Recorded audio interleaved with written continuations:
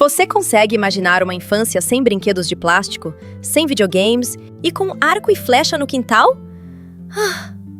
Pois é. Na Idade Média e nos séculos seguintes, ser criança era muito diferente do que é hoje. Nas sociedades tradicionais, a infância era vista apenas como um breve estágio de fragilidade.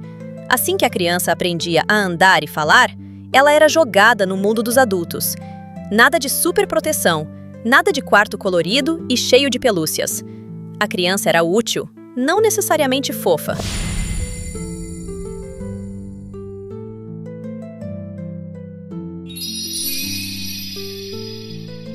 A família tinha um papel claro: conservar os bens, dividir o trabalho, ajudar no dia a dia e proteger a vida.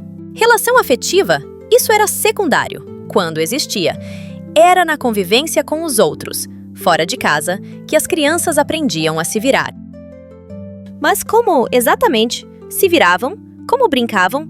O que era ser criança na prática? Graças ao diário do médico Heroard, conseguimos ter um retrato detalhado da infância de um menino no início do século XVII. E não era um menino qualquer. Estamos falando do Delfim da França, o pequeno Luís XIII, que mais tarde se tornaria rei. Apesar de sua posição nobre, sua rotina era parecida com a de outras crianças aristocráticas da época. Os palácios não eram tão diferentes dos castelos dos fidalgos. Heroard registrava tudo. Com apenas 1 ano e 5 meses, Luís tocava violino e cantava. Antes disso, seus passatempos eram os mais comuns para os pequeninos: cavalo de pau, catavento e peão. Mas não para por aí. Luís também brincava com bonecas. Sim, bonecas. Ele tinha um pequeno fidalgo, uma miniatura vestida com gola perfumada. Ele se encantava com miniaturas de madeira, fabricadas na Alemanha, e gostava de recortar papel. Pedia que contassem histórias para ele, como as da comadre Raposa ou do Mal Rico e Lázaro. Aos 3 anos, Luís já participava de jogos de rimas com jovens e adultos. Aos 4 ou 5, usava arco e flecha, jogava cartas, aprendia xadrez e se sentava à mesa para participar de jogos de salão com os mais velhos. Brincava de bater palmas com os soldados. Jogava esconde-esconde. Aos 6, já participava do jogo dos ofícios, uma brincadeira de mímica em que se adivinhava profissões e histórias. Era um mundo lúdico, mas também profundamente integrado ao universo adulto. Mas então, vinha o ponto de virada, os 7 anos. Essa era a idade simbólica da transição. O pequeno Luís deixava os vestidos típicos da infância e passava a usar calças curtas e gibão. Dizia-se: agora sois um menino grande, não sois mais criança. Ele deixava a ama que o havia criado e passava aos cuidados de homens da corte. Adeus bonecas, adeus carreteiro. Era hora de aprender a montar a cavalo, atirar, caçar. A moral da época dizia que, a partir dos 7 anos, a criança estava pronta para começar a trabalhar ou estudar de verdade. Mas, na prática, nem tudo mudava. Luís continuava sendo surrado quando se comportava mal.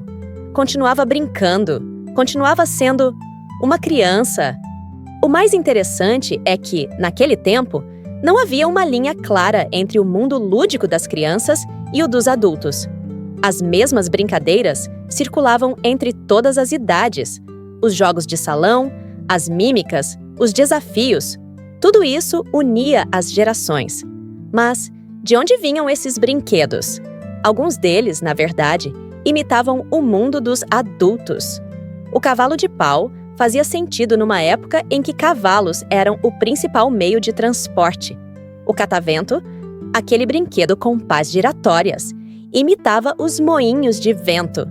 Até hoje, as crianças continuam imitando o mundo ao redor.